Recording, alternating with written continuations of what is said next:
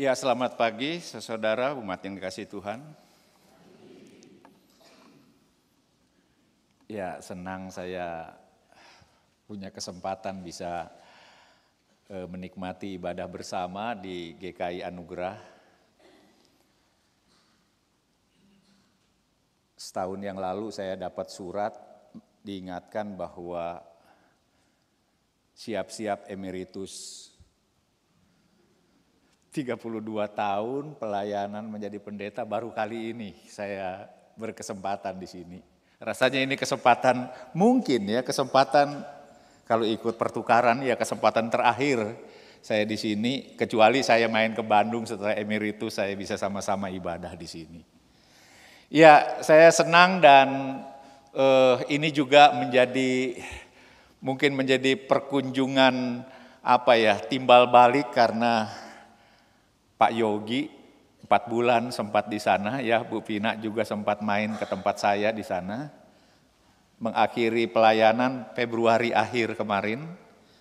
Jadi ya saya sempat mengatakan bahwa saya juga punya kesempatan main ke tempatmu pada pertukaran minggu kelima Juni.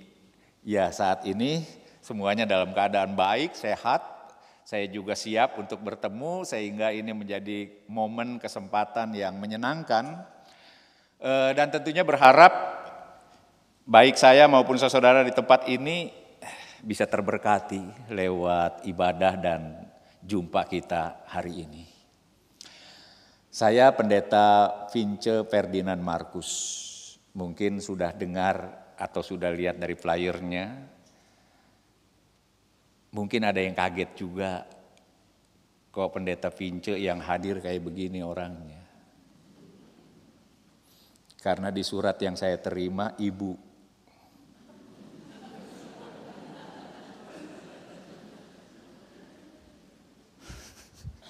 Ya tapi itu bukan kali pertama kok, jadi saya sudah terbiasa dipanggil Ibu. Biar tahu sendiri aja lah. Dan saya yakin saudara setelah melihat saya sekarang, yakin saya bukan ibu. Ya, saya Pendeta Vince Ferdinand Markus, berjemaat atau melayani di jemaat GKI Sutopo. Jarang yang tahu juga ya. GKI Sutopo di Tangerang Kota, dekat pusat kulinernya Tangerang. Itu jemaat tua, hampir 70 tahun usianya, dan saya memasuki 18 tahun pelayanan di sana setelah sempat mutasi dari GKI Cicurug Sukabumi. Ya, jadi pelayanan saya terakhir di sana sampai mungkin mengakhiri 60 tahun usia saya, sehingga ya memasuki hampir 2 tahun saya sudah bersiap diri untuk purna pelayanan dalam emeritus nanti. Ya saudara, sekali lagi saya merasa senang dan bergembira bisa berkesempatan hadir bersama-sama dengan saudara di tempat ini. Semoga Tuhan memberkati kita. Kita akan menerima sapaan firman Tuhan bertemakan tentang mengenai komunitas, community, our spiritual direction. Komunitas sebagai arah dari gerak kehidupan spiritual rohani kita. Karena menyadari betapa pentingnya kita sebagai gereja dipersatukan, dipersekutukan oleh Tuhan di dalam sebuah komunitas yang tentu punya ciri, punya panggilan yang berbeda dengan kumpulan-kumpulan yang lain. Apa dan bagaimana firman Tuhan mengingatkan kita akan hal ini, nanti akan kita sama-sama merenungkannya dari Kisah Para Rasul pasalnya yang kedua. Kisah Para Rasul pasalnya yang kedua ayat 42 sampai dengan ayat 47. Sebelum kita membaca dan merenungkan, mari kita kembali berdoa.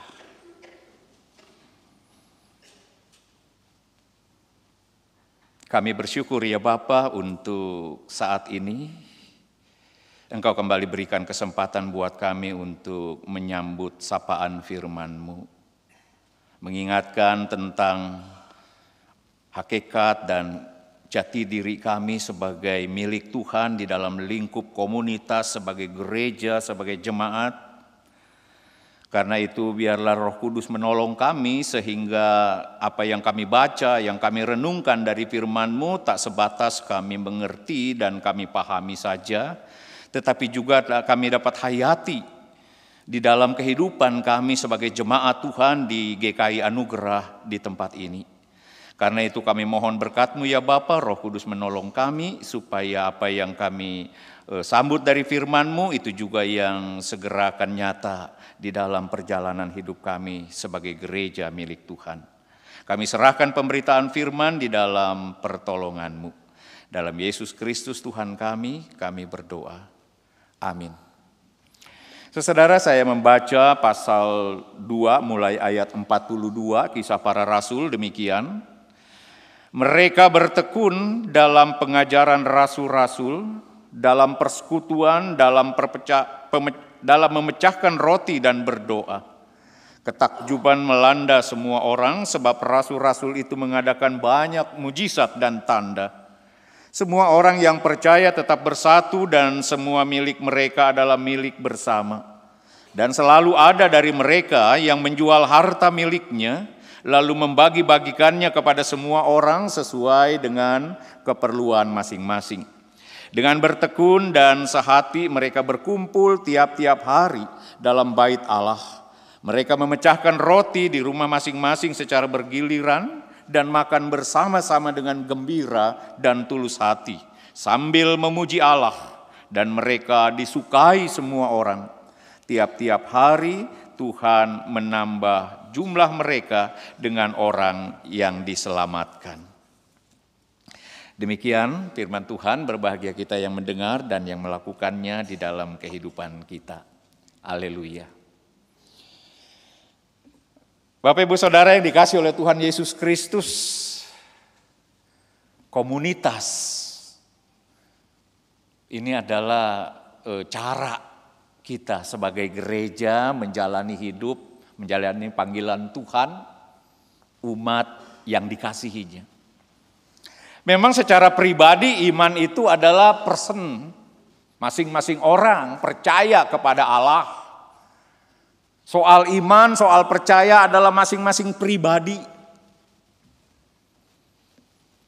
Tetapi masing-masing pribadi yang sudah percaya dan beriman kepada Allah tentu dalam pertolongan Roh Kudus dipersatukan Allah di dalam satu kebersamaan yang dalam istilah tema kita adalah komunitas, entah itu jemaat kah, entah itu gereja kah, entah itu keluarga Allah kah kita menyebutnya, itu adalah komunitas.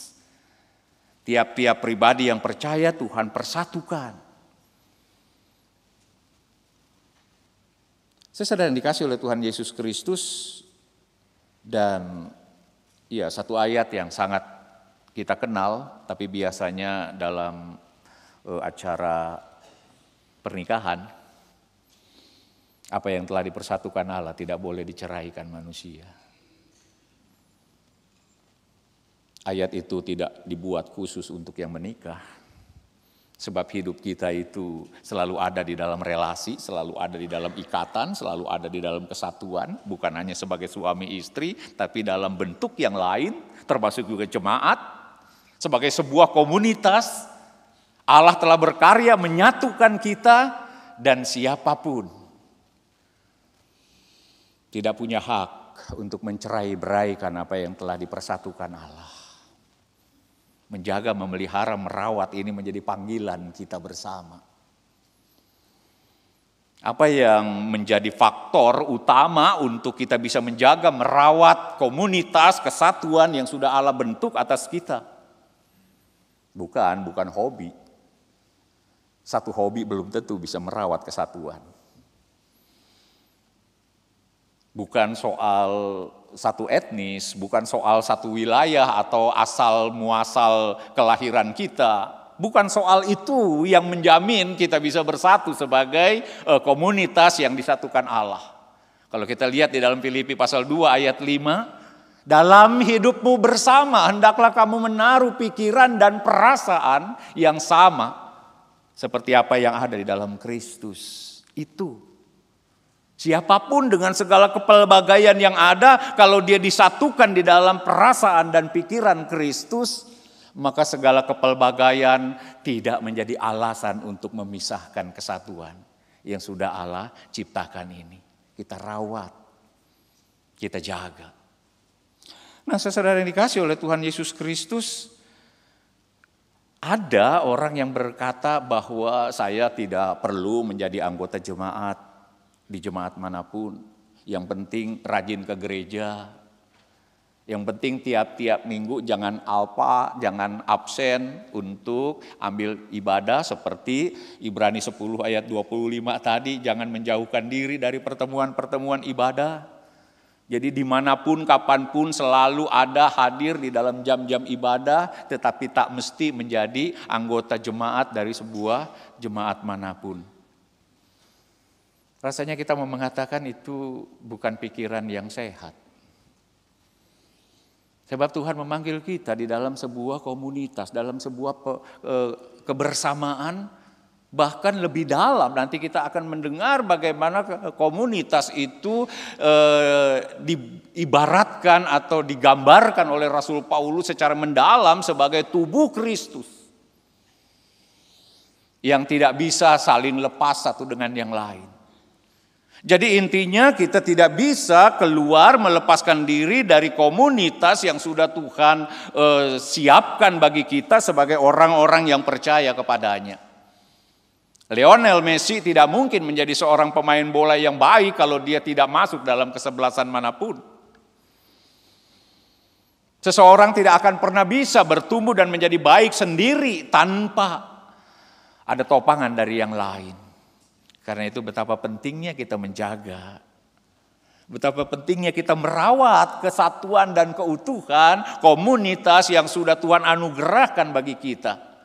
Bahwa ada di dalam diri kita kekuatan-kekuatan yang bisa merusak dan menghancurkan, Tuhan tetap mengatakan jaga. Jangan sampai ada sesuatu yang dapat memisahkan, mencerai-beraikan apa yang sudah Tuhan buat, cipta dan karuniakan kepada kita. Inilah jemaat. GKI Anugerah adalah komunitas indah yang Tuhan berkati untuk kita jaga bersama. Bapak Ibu Saudara yang dikasih oleh Tuhan Yesus Kristus, kita juga dipanggil di dalam komunitas itu tidak seperti anak-anak ayam yang hanya berkumpul menikmati hangatnya sinar lampu. Tetapi ini menjadi sebuah tugas panggilan kita, karena di dalam komunitas itu sendiri tiap-tiap orang bertumbuh, berkembang, menjalankan tugas panggilan, menjalankan tanggung jawab yang tidak hanya berefek pada lingkup komunitas itu sendiri, tetapi juga komunitas itu bisa menjadi berkat bagi komunitas yang lebih besar, masyarakat bangsa ini. Bagaimana gereja hadir di dalam menjaga dan bertanggung jawab dalam komunitas untuk dia juga bisa memberikan sumbangsi berarti dan terbaik bagi hidup bersama masyarakat negeri yang kita cintai ini. Di dalam ayat 43 di dalam ayat 42 yang kita baca tadi, ada 4 hal ketekunan yang dituntut di dalam komunitas itu. Mereka bertekun dalam pengajaran rasul-rasul, dalam persekutuan, dalam memecahkan roti dan berdoa. Mereka bertekun dalam pengajaran rasul-rasul. Ini panggilan kita. Pengajaran rasul-rasul, pengajaran yang benar, ajaran yang di dalamnya Injil yang menyelamatkan hidup itu disebarkan di dalam hidup ini. Ajaran yang memang bersumber kepada pokok kebenaran itu sendiri, yakni Yesus Kristus. Bertekun. Semakin sering durasinya, semakin mendalam intensitasnya, semakin berkualitas mutunya. Tiap-tiap orang bertekun di dalam pengajaran yang benar. Karena hidup ini dirusak oleh pengajaran yang sesat. Oleh pengajaran yang salah. Paulus mengingatkan bahwa akhir-akhir ini banyak orang yang mulai menyendengkan telinganya pada ajaran-ajaran yang sesat, pada ajaran-ajaran yang tidak menyelamatkan, pada ajaran-ajaran yang nampak sepintas baik tapi ujung-ujungnya adalah maut. Saudara yang dikasih oleh Tuhan Yesus Kristus, komunitas ini dipanggil untuk bertekun, mendalami, menghayati, dan juga mewujudkan di dalam seluruh kehidupan bersama ajaran yang benar. Kesalahan telah menimbulkan banyak masalah. Dalam lagu bapak-bapak kita yang sudah begitu indah menaikkan pujian di tengah ombak. Yesus membetulkan yang salah, karena banyak yang salah. Dan setiap kesalahan menimbulkan masalah. Salah jalan, salah ambil keputusan, salah berpikir, salah menjalin relasi. Ada begitu banyak kesalahan-kesalahan yang saya yakin itu bukan hanya sebatas sebuah kebetulan, tetapi memang lahir dari ajaran yang tidak tepat, yang sudah membentuk pemikiran, membentuk cara pandang, sehingga menimbulkan sikap, perilaku, dan tindakan yang tidak benar. Memandang orang yang berbeda adalah musuh, itu lahir dari sebuah ajaran. Sehingga ini menimbulkan malapetaka di dalam kehidupan kepelbagaian kita. Memandang orang yang tidak seiman, yang tidak satu percaya, dianggap sebagai musuh yang harus dihancurkan. Ini ajaran yang ditanamkan. Ada begitu banyak ajaran yang sesat, ajaran yang salah. Memandang orang yang menyakiti kita sebagai musuh yang harus disingkirkan, itu juga sebuah ajaran yang mungkin sudah lama ditanamkan oleh orang-orang yang mendahului kita kepada kepala kita. Kita diajarkan cara-cara berelasi yang tidak benar, yang tidak baik. Dan di dalam Kristus itu dikoreksi lewat ajaran para rasul. Ajaran yang bersumber pada Injil yang menyelamatkan, kepada Yesus Kristus sebagai sumber kebenaran. Dan gereja menekuni ini untuk kita bersama-sama menerima pembentukan sebuah ajaran yang sehat, ajaran yang baik.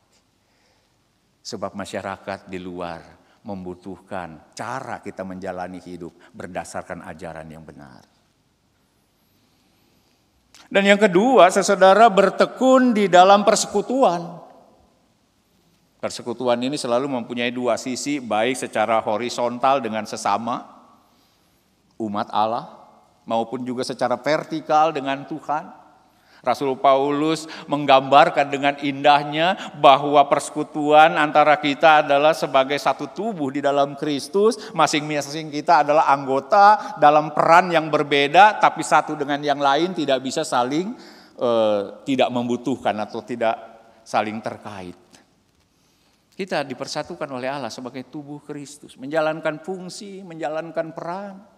Bahwa kita berbeda, bahwa kita tidak sama, iya, tapi seluruh keperbedaan, kepelbagaian itu adalah sebuah talenta, karunia yang diberikan oleh Allah supaya panggilan Allah atas kita dapat kita laksanakan. Karena kita mempunyai kepelbagaian di dalam peran dan fungsi kita. Jemaat Korintus sudah menunjukkan bagaimana ketika tiap-tiap anggota tidak menempatkan diri sebagai satu tubuh, sehingga kemampuan talenta yang begitu kaya Tuhan karuniakan pada tiap-tiap orang di jemaat Korintus bukan dipakai untuk kekuatan bersama melayani Allah, malah dipakai untuk unjuk gigi, unjuk kebolehan. Sehingga Korintus sempat diguncang oleh persaingan diri, menunjukkan kehebatan masing-masing. Mereka tidak menghayati bahwa mereka adalah persekutuan satu tubuh di dalam Kristus. Dan secara vertikal, Kristus adalah kepala kita. Saudara pernah melihat ada tubuh berjalan gak ada kepalanya?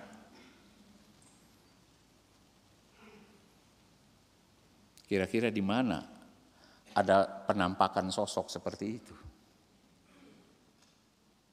Bukankah itu juga menjadi gambaran gereja? Ketika Kristus tidak mendapatkan tempat yang proporsional di dalam perjalanan pelayanannya. Ada banyak gereja yang bukan menimbulkan kesejukan, bukan memberikan kesegaran, tetapi menimbulkan suasana yang panas dan gerah sehingga tidak membuat jemaat yang hadir merasa betah dan kerasan. Kenapa? Karena di dalam kebersamaan itu tidak terasa kehadiran Kristus yang memimpin, yang memelihara, yang memberikan perintah, yang mengarahkan perjalanan hidup gereja. Kita tahu kepala adalah sumber segala ide, segala kehendak, segala kemauan.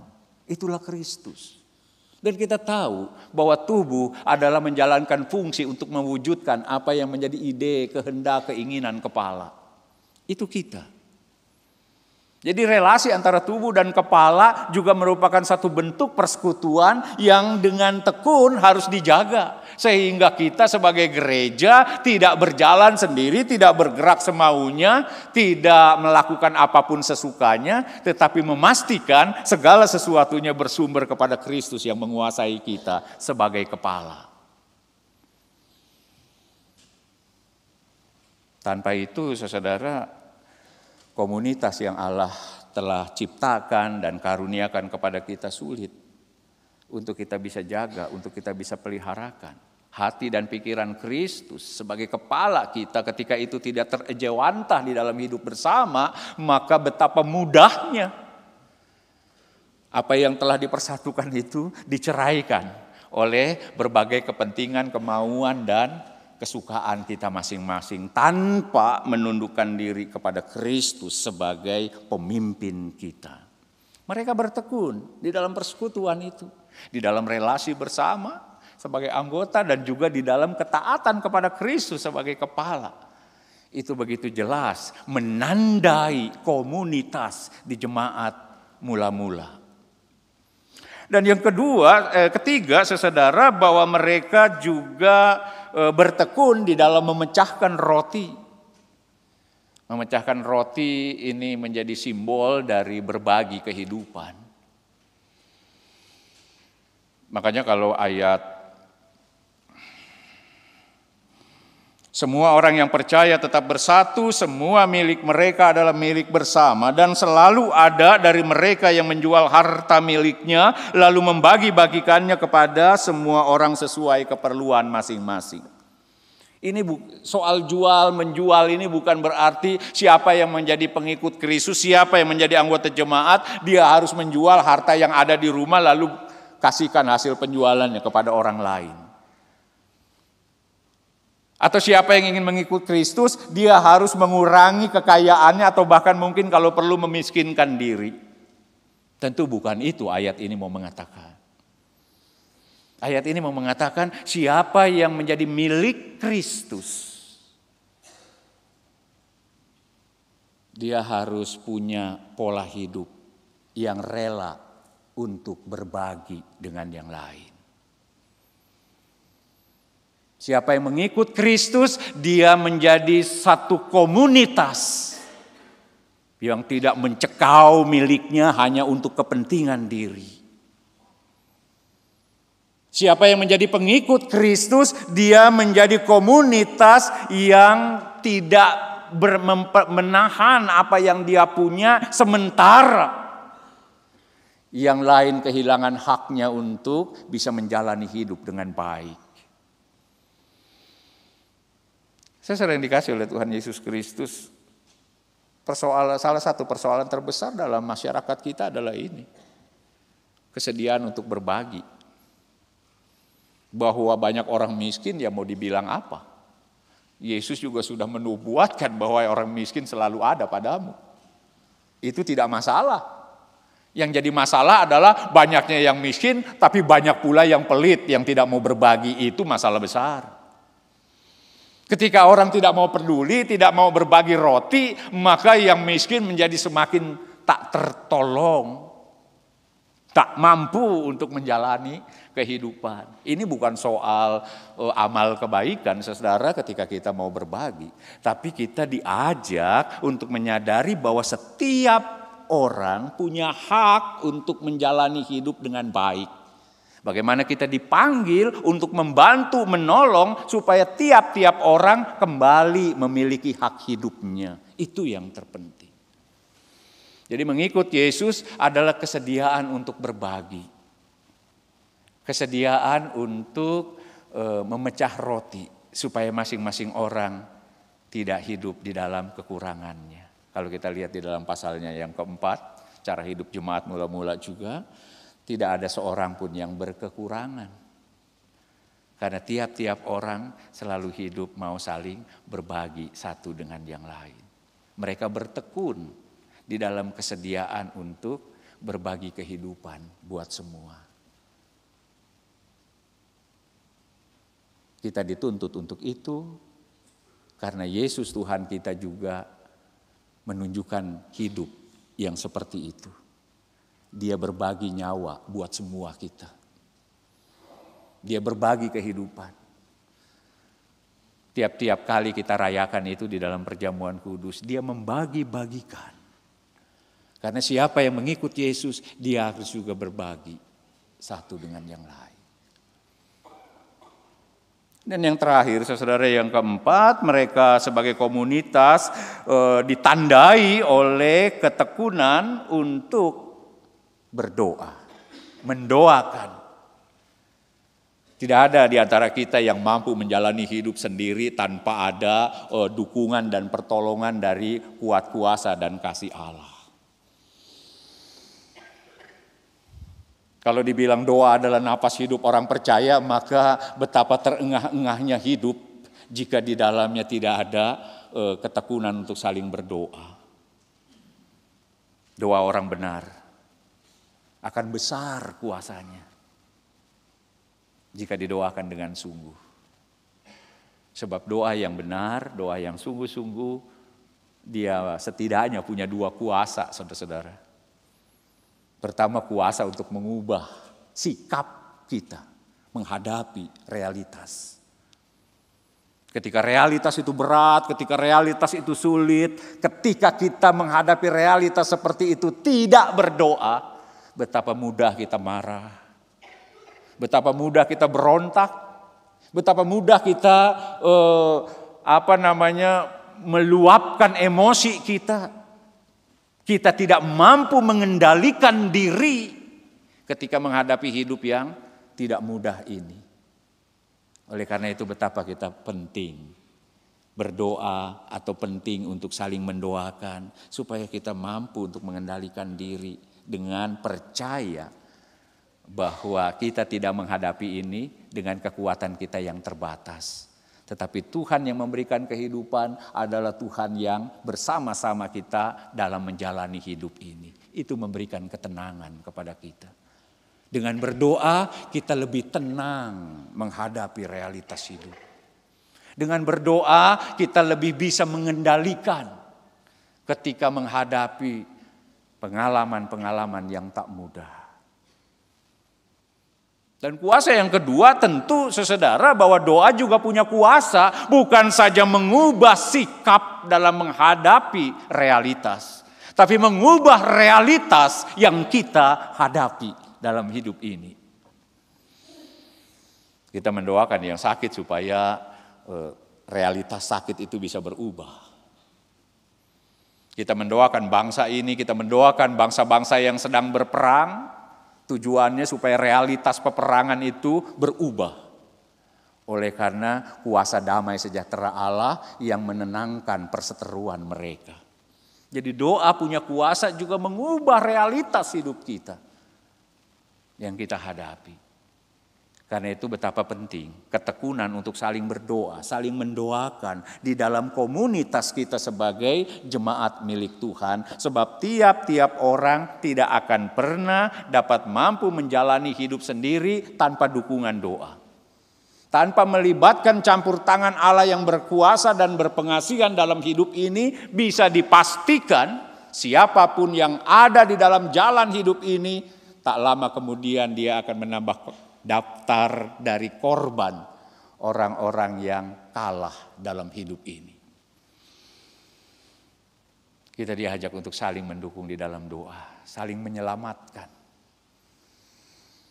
saling memberikan keyakinan, kepastian, dukungan, topangan bahwa Allah bersama di dalam kehidupan yang dijalani oleh setiap kita. Dan ini banyak mewarnai perjalanan hidup kita, saudara. Ada banyak orang yang sudah kehilangan pengharapan, banyak orang yang sudah patah arang, banyak orang yang sudah tidak lagi punya masa depan dan seterusnya. Bukan karena dia tidak punya semua itu pada awalnya, tapi karena beban berat, karena pergumulan hebat menghantam dia di dalam perjalanan hidup, membuat dia terkapar. Karena itu betapa penting membangkitkannya lagi di dalam keyakinan akan kuasa kasih Tuhan di dalam hidup ini. Kalau kita sudah mempercayai kuasa kasih Tuhan dalam hidup kita dan kita dibangkitkan kembali pengharapan untuk tetap kuat melangkah dalam hidup ini, itu tidak dikonsumsi untuk kalangan sendiri.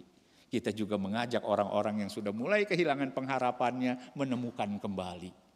Orang-orang yang sudah patah semangat bersemangat kembali karena kita boleh berbagi keyakinan Tuhan tidak pernah meninggalkan kita di dalam doa bersama. Bapak Ibu Saudara yang dikasih oleh Tuhan Yesus Kristus, 4 penanda dari komunitas kita. Bertekun di dalam pengajaran para rasul, pengajaran yang sehat, bertekun di dalam persekutuan, bertekun di dalam berbagi kehidupan, dan bertekun di dalam saling mendoakan.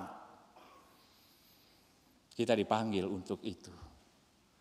Spiritualitas kita, pertumbuhan kerohanian kita mengarah ke sana. Karena ini menyangkut soal identitas dan juga tanggung jawab kita, panggilan kita sebagai jemaat milik Tuhan. Bukan hanya untuk memperkokoh kehidupan kita di dalam lingkup komunitas internal sebagai jemaat, tetapi juga kita bisa menjadi suri teladan di dalam kehidupan masyarakat yang sedang menghadapi banyak ajaran yang sesat, ajaran yang salah yang menghancurkan hidup mereka. Di tengah perjalanan hidup masyarakat yang sudah tidak lagi mau peduli satu dengan yang lain, masa bodoh seperti di hutan rimba masing-masing menyelamatkan diri. Atau juga kepada begitu banyak persoalan yang dihadapi oleh bangsa ini, masing-masing banyak masyarakat yang sudah kehilangan hak hidupnya, yang mereka sudah menyandarkan dan menyerahkan semuanya kepada nasib karena tidak ada orang yang mau peduli memecahkan roti buat mereka. Dan juga tidak ada dukungan untuk peran serta Allah, sumber kuasa dan kasih bagi kehidupan masyarakat.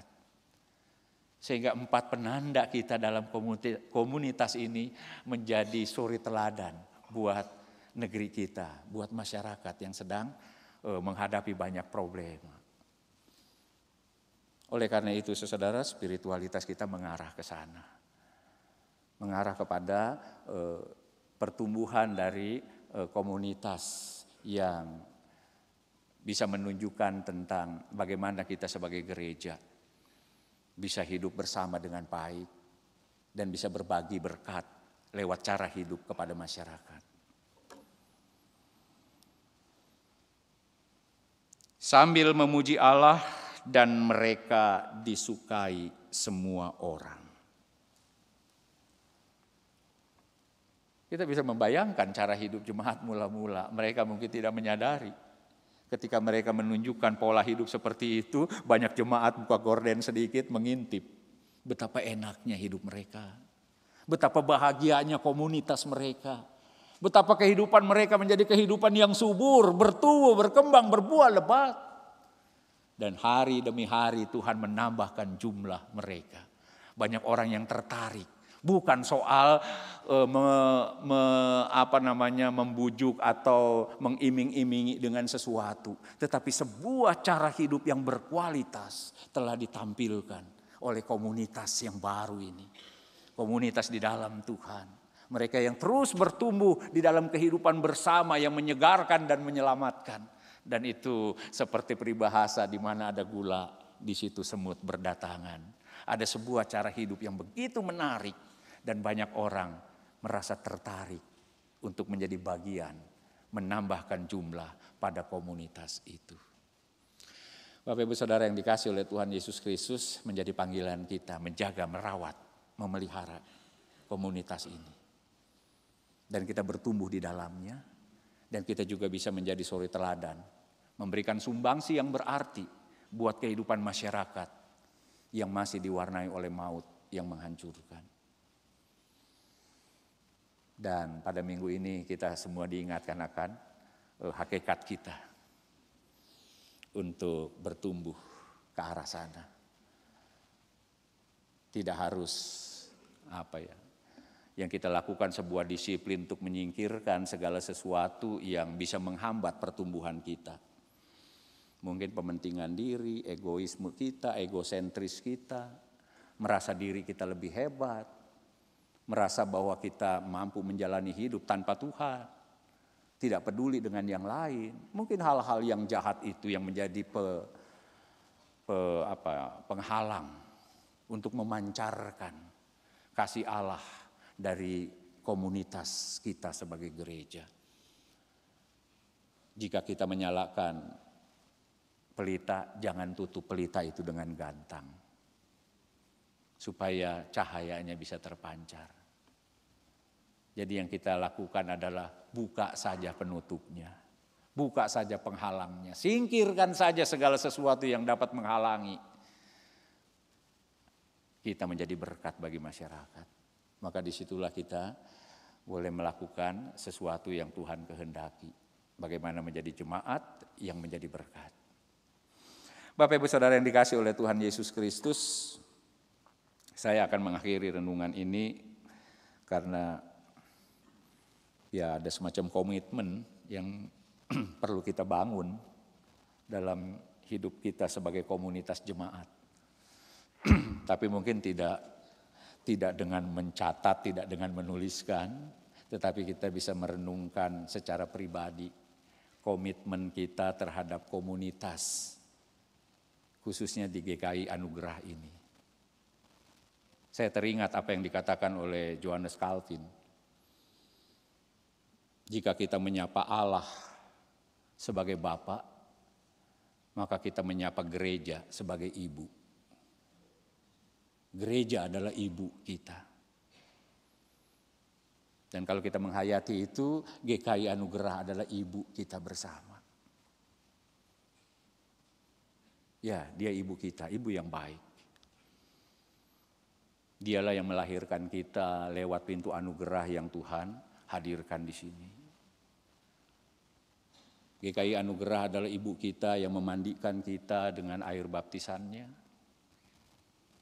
yang menyuapi kita dengan jamuan kudusnya, mengajari kita dengan pendidikan imannya,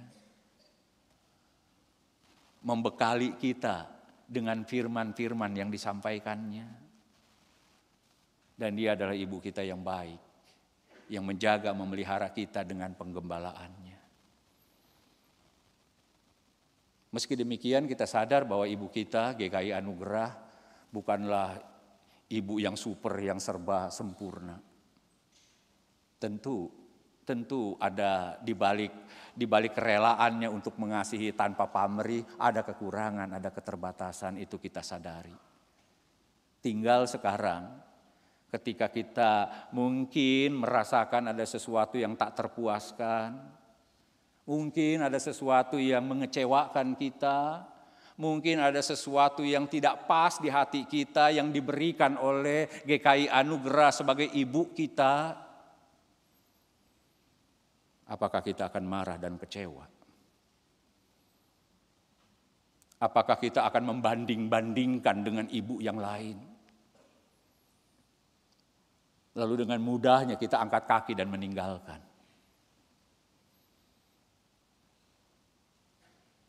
Atau kita akan tetap dekat padanya.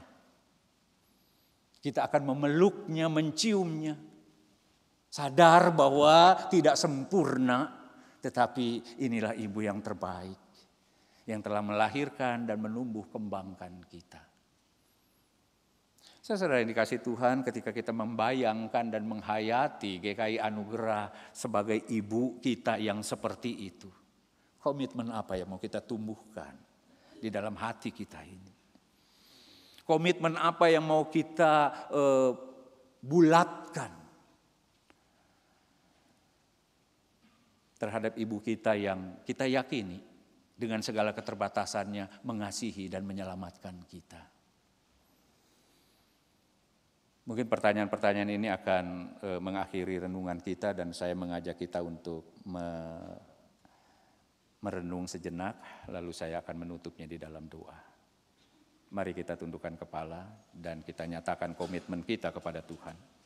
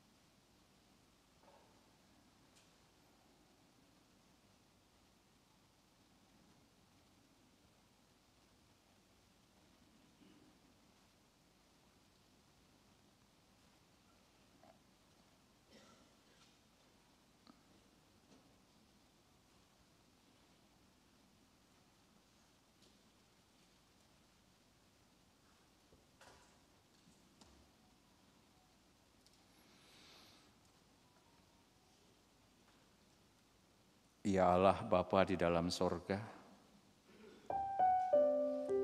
terima kasih untuk firman-Mu yang kembali mengingatkan kami bahwa kami adalah bagian dari komunitas orang-orang yang Kau himpunkan sebagai jemaat, sebagai gereja, sebagai keluarga Allah yang Kau selamatkan. Biarlah kami jaga sedemikian rupa. Biarlah kami rawat, dan biarlah kami juga belajar untuk mengabdikan yang terbaik baginya.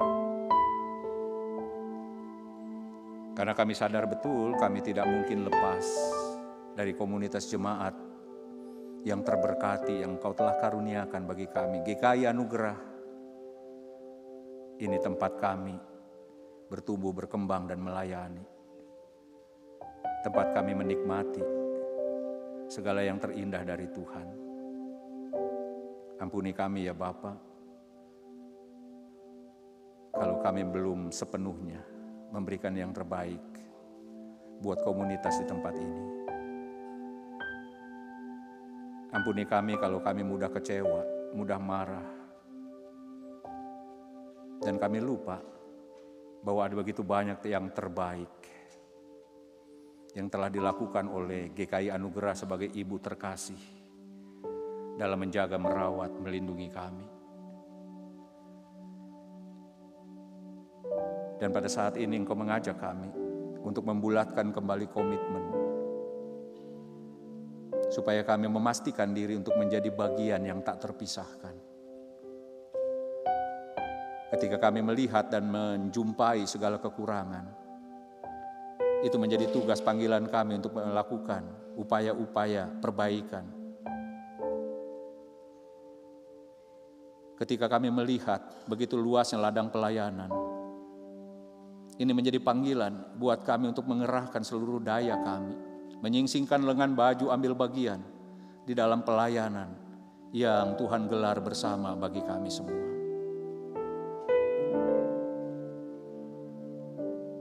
Ketika Engkau memberikan sebuah wahana untuk kami mengalami perjumpaan dengan Tuhan di dalam pertemuan-pertemuan ibadah,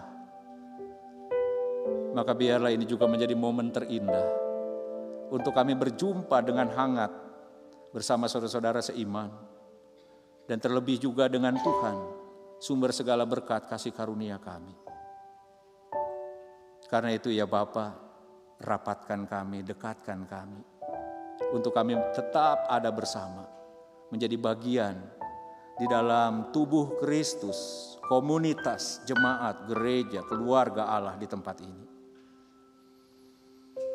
Berkati kami semua, baik anggota maupun simpatisan, ambil bagian di dalam persekutuan dan juga pelayanan di tempat ini. Berkati seluruh hamba Tuhan yang ambil bagian dalam pelayanan secara penuh dan aktif. dan seluruh pelayan, aktivis yang ada, berkati kami. Supaya kami bersama-sama dengan penuh gembira, sukacita, hati nurani yang murni, motivasi yang jernih, yang bersih, untuk memberikan yang terbaik tanpa pamrih, hanya untuk memuliakan Tuhan dan menumbuh kembangkan jemaat-Mu di tempat ini. Hadirkan kami sebagai komunitas dengan pertanda-pertanda yang sudah Engkau nyatakan melalui firman-Mu, sehingga kami boleh menunjukkan sebuah ciri dan cara hidup yang baik dan menjadi model untuk memberikan solusi bagi banyak persoalan masyarakat di mana Tuhan menempatkan kami. Ya Bapa di dalam sorga, tolong kami untuk menghadirkan kehidupan yang berdasarkan kepada ajaran yang benar. Tolong kami untuk kami juga boleh menunjukkan sikap peduli satu dengan yang lain sebagai persekutuan tubuh Kristus. Tolong kami untuk kami memiliki hati yang rela untuk saling berbagi terhadap kebutuhan-kebutuhan orang lain, sebagaimana masyarakat juga menginginkan, merindukan cara hidup seperti itu. Tolong kami untuk kami juga boleh mendukung setiap orang berpengharapan kembali melalui doa-doa yang kami panjatkan, menghadirkan kuasa kasih Tuhan di dalam kehidupan setiap orang. Ya Allah di dalam sorga, berkati kami semua, agar melalui cara hidup itu kami juga boleh berperan bagi kehidupan masyarakat di mana Tuhan menempatkan kami. Kami juga berdoa ya Bapa untuk pergumulan bangsa dan negara kami, berkatilah. Ada banyak masalah-masalah kehidupan kemanusiaan yang sedang dihadapi. Baik bangsa-bangsa dunia juga ya saat ini yang sedang berseteru karena peperangan. Tuhan boleh hadir di dalam kuasa kasih damai sejahtera, supaya melalui kehadiran Tuhan dan kendali Tuhan atas mereka, shalom, damai sejahtera Allah boleh kembali berdiri tegar di antara relasi antar bangsa, di tengah-tengah bumi pertiwi yang kami cintai. Bapa, terima kasih. Kami juga mau menyerahkan seluruh kehidupan kami, tiap pribadi dan keluarga. Jaga, rawat, pelihara kami. Kami percaya ya Bapa di dalam Tuhan kami tidak pernah berkekurangan untuk segala yang baik. Engkau membuat hidup kami selalu berkecukupan hari demi hari. Apa yang kami syukuri kepada Tuhan, baiklah itu juga kami nyatakan kepada orang-orang di sekitar kami. Supaya kami yang telah menerima, kami juga boleh berbagi untuk banyak orang. Kami serahkan seluruh perjalanan hidup kami dalam keluarga, dalam rumah tangga, dalam pekerjaan, usaha, pendidikan, dan setiap pergulatan untuk memasuki masa depan, mengukir cita-cita kami. Tuhan berkati kami, dampingi kami, dan berikan yang terbaik buat kami. Jauhkan dari segala mara bahaya, jauhkan dari segala sakit penyakit, jauhkan dari segala pencobaan, dan berikan kekuatan ketika kami sedang mengalami kelemahan tubuh. Berikan solusi-solusi terbaik ketika kami menghadapi masalah-masalah dalam hidup ini. Kami mau menyerahkan seluruh kehidupan kami di dalam pimpinan dan penyertaan-Mu, karena kami percaya Engkau adalah Allah kami, Bapa kami yang baik, dan segala kebaikan kami bersumber kepadamu. Engkau baik kepada setiap kami. Karena itu kami mau menyerahkan hidup kami hari ini, esok, dan seterusnya di dalam pemeliharaan-Mu. Terima kasih ya Bapa. Di dalam Yesus Kristus Tuhan, kami naikkan doa syukur dan pinta kami. Amin.